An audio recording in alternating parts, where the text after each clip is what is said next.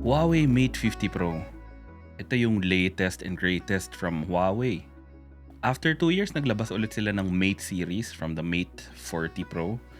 Kaya interesting sa akin to kasi siya yung currently number 1 globally sa world ranking ng DxoMark when it comes to smartphone cameras. Technically ang number 1 is ang Honor Magic 5 Pro. Magkaka-review din tayo dyan next episode. Pero ito kasi yung available sa Pilipinas for now. Coming from an iPhone or another Android flagship, masasabi bang sulit ito? Worth it ba siyang kunin given na wala siyang Google Play services and maraming quirks ang Huawei phones? Pag-usapan natin dito lang sa Tech Tito.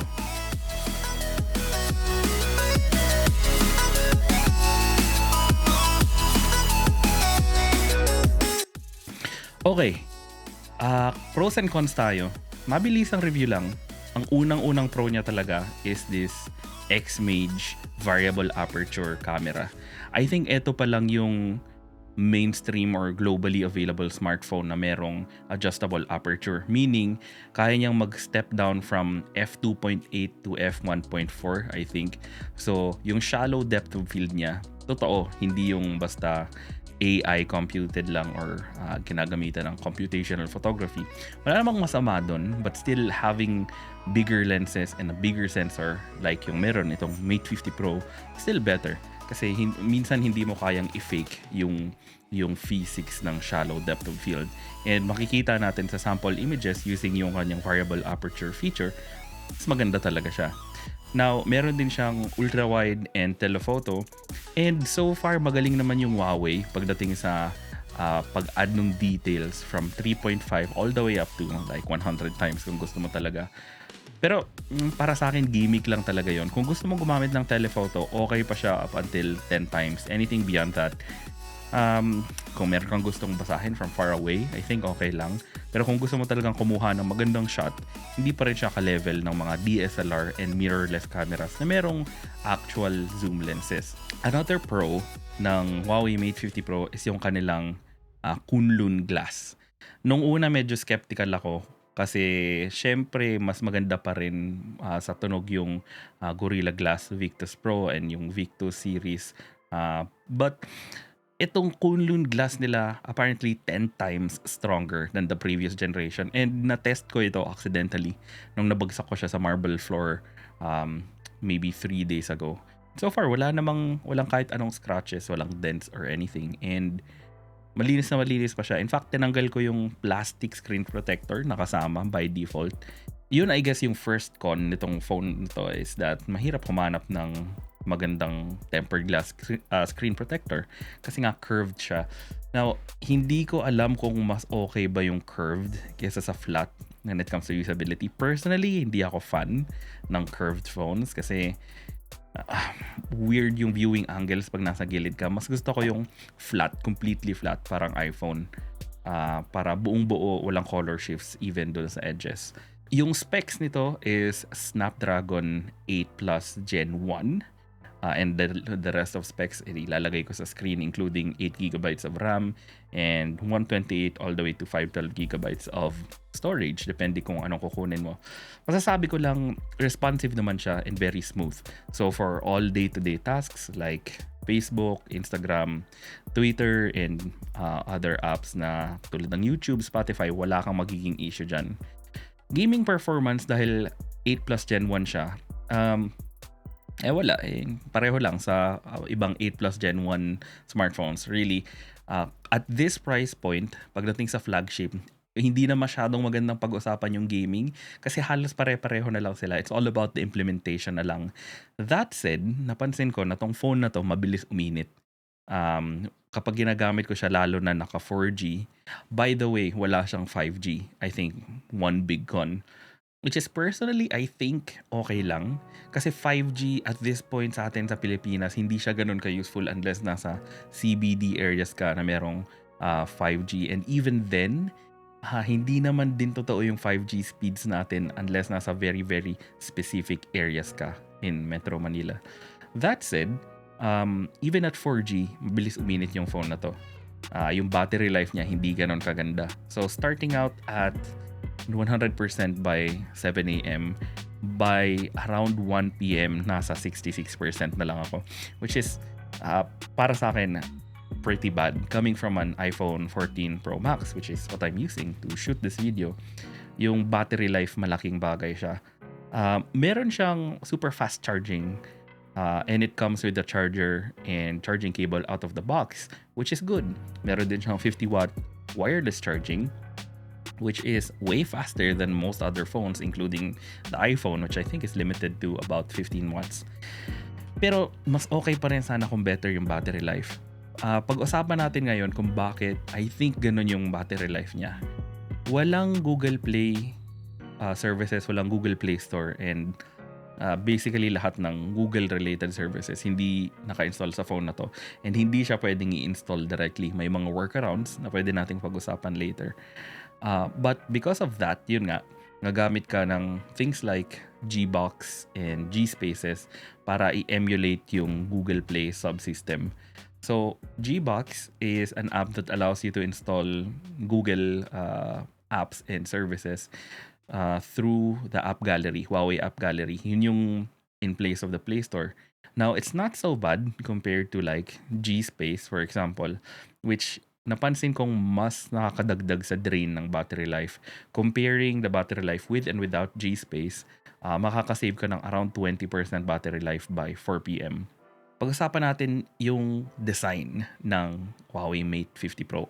Honestly, I think isa to sa mga best designed phones na nagamit ko in the last, 5 years maybe. Yung Clou de Paris na design niya, which I think is inspired from luxury watches, is really unique, and from afar it's easy to tell na yan, Huawei Mate 50 Pro nga siya. Meron siyang 3 camera plus 1 I think time of flight sensor, itong maliit na to, and very iconic siya. Yung feel ng phone itself is very good because it comes with this leather faux leather back na available from the options. Meron ding orange and I think silver version na glass. But this leather, faux leather black version niya, it's very nice. Maganda siyang hawakan and very ergonomic siya. Manipis siya compared to, let's say, the iPhone, but it's not unwieldy. Ang only complaint ko lang talaga sa design niya is masyado siyang top heavy. Dahil siguro sa kapal nitong sensors na to, mahirap siyang hawakan one-handed. Kasi kapag masyadong mababa yung kamay mo, may tendency siyang mahulog. Now, when it comes to other aspects of the design, I really like the curved glass and yung parang metal ring around the camera. And also yung screen itself is pretty good. I think on par siya with a lot of the flagship options available out there. Meron siyang 120Hz refresh rate and it goes pretty bright. Ang hindi ko masyadong gusto sa display na to is compared to other phones like, let's say, the Samsung Galaxy S23 and the Honor Magic 5 Pro, hindi ganun ka-bright and hindi ganun ka-vivid yung colors. Which is okay, wala namang problema yan. But in direct sunlight, madaling makita na it doesn't go as bright as those other phones. Also, meron siyang slight, very, very slight color shift around the edges, which is, I guess, okay lang as long as you're not looking at it from the sides. But back to the body, because of yung malaking camera bump niya, mahirap siyang ilagay sa table ng flat. So, pag nahilig kang manood ng content or magbasa na nakakabit lang sa table directly yung phone, medyo mahihirapan ka kasi mauga talaga siya dahil nga dun sa kanyang camera bump. So, balik tayo dun sa X-Mage camera na ultra aperture cine camera ang tawag niya. Hindi gimmick yung variable aperture. So, pwede mong gamitin yung portrait mode to physically change the size of the aperture itself. And I think it's probably one of the best cameras that I've seen in a smartphone. Okay na okay yung number 2 ranking niya sa DxoMark. I think it's pretty accurate. But I feel like this phone really struggles in low light situations. For example, take a look at these sample photos na kinuha ko nung graduation ng kapatid ko. Sa PICC, medyo madilim ng konti. And it's really struggling, lalo na dahil naka-black na toga sila. In ideal lighting conditions, for example, when there's natural light or indoors pero maliwanag yung ilaw nyo, okay naman siya. In fact, it's way better than the iPhone 14 Pro Max. And by implication, I guess, iPhone 14 Pro and everything before it. I really like yung color profile na ginagamit ni Huawei dito. Even the original authentic, I think, yung tawag niya dun sa base filter niya. It comes with 3 filters, yung vivid, bright, and ito nga, yung default. And I like the default the best kasi yung vivid and bright masyado silang oversaturated and overblown. But I really like what Huawei is doing with their color science. Talagang medyo iba from real life yung kulay, pero hindi so much so na distracting or like hindi na realistic yung colors. May konting color shift pero parang may in-apply kang filter from, let's say, Visco, pero naka 10% lang. So maganda naman yung color profiles na ginamit ni Huawei dito. In terms of the selfie camera, I think this is one of the weaker points of this phone. Yung selfie camera niya, it's really not the best. Parang madaling sabihin na oo, galing nga siya sa Android phone, because let's admit it, there's still no selfie camera at the moment that's better than the iPhone's camera. Although the Google Pixel, I heard, comes pretty close. Yung selfie camera niya nagsasuffer, especially when it comes to low light. Sobrang grainy, and yun nga, obviously it's not the top quality selfie camera. Yung skin tones pagdating sa selfie camera, weird din. I guess even with the beauty mode off, iba talaga yung color science ng Chinese phones. I guess because iba yung skin tones nila and iba yung setting, but it's really, I don't know, it's really not the best. Hindi siya magandang tingnan on all settings. Now, 7 or 8 times out of 10, it will do the job. Okay naman yung selfie camera niya, but in some weird situations like backlit scenarios and low light, medyo nagsasuffer talaga. Now, let's talk about yung cons naman ng phone na to. And I think the biggest con, number 1 con ng phone nito is yung fact nga na wala siyang Google Play services. Wala siyang GMS, Google Mobile Services. Now, bakit problema to? Maraming apps, including important banking apps if you're using BPI, for example, and RCBC, na hindi mo magagamit sa phone na to. Now, BPI, may workaround siya kapag nirun mo siya through Gbox. Pwede mo siyang i-emulate using Gbox and run it as normal, but yan nga, hindi siya as seamless of an experience. RCBC, on the other hand, doesn't work. Hindi siya maglo-load at all. Kapag tinry mo siyang i-run without Gbox, magko-complain siya about Google Play not being enabled. And pag tinry mo siyang i-run using Gbox, ka-crash lang siya directly. Now, maraming apps kagaya ng BPI and RCBC na hindi magra-run perfectly. May mga bugs akong na-encounter with Harmony OS. For example, every now and then, yung back gesture, it doesn't work. Hindi ko alam kung bakit. And YouTube, for example, yung comment section niya, hindi naglo-load. And pag tinry kong mag-tap to open ng comments, for example, in YouTube Reels, nagka-crash yung app and I have to open it again. Pero nawala na yung pinapanood kong video and mahirap na siyang balikan, lalo na kung nagsuscroll ka sa maraming Reels. So, in summary, pwede nating sabihin na sayang talaga yung Huawei Mate 50 Pro. It's a really, really good phone. It has really good flagship specs. It's very responsive. Ang ganda ng design niya. It's one of the best designed smartphones that I've seen in the last few years. But yung lack of Google Play support and all the annoyances that come with it make it not a worth it buy for me.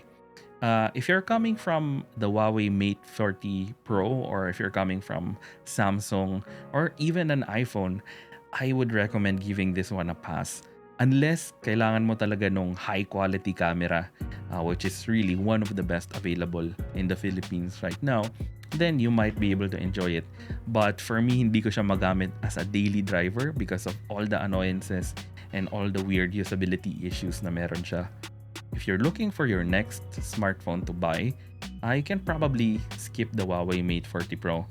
Or kung okay lang naman sa'yo yung walang Google Play services and okay ka lang sa basic apps that come with the Huawei's app gallery, then you might consider this phone. But overall, for the asking price tag, I think it's safe to give this one a pass. So that's it for this week's review of the Huawei Mate 50 Pro. Next time, i-compare natin siya with the current number 1 in the world in DxoMark camera rankings, which is the Honor Magic 5 Pro. So, thanks for watching, and kung nag-enjoy ka sa ganitong content, please leave a like and a comment down below. And subscribe na rin kung di ka pa nakasubscribe. This will really help me produce more videos like this because, of course, we're a small channel and wala pa tayong sponsors, so all of these phones have to come out of pocket. Okay, see you next time.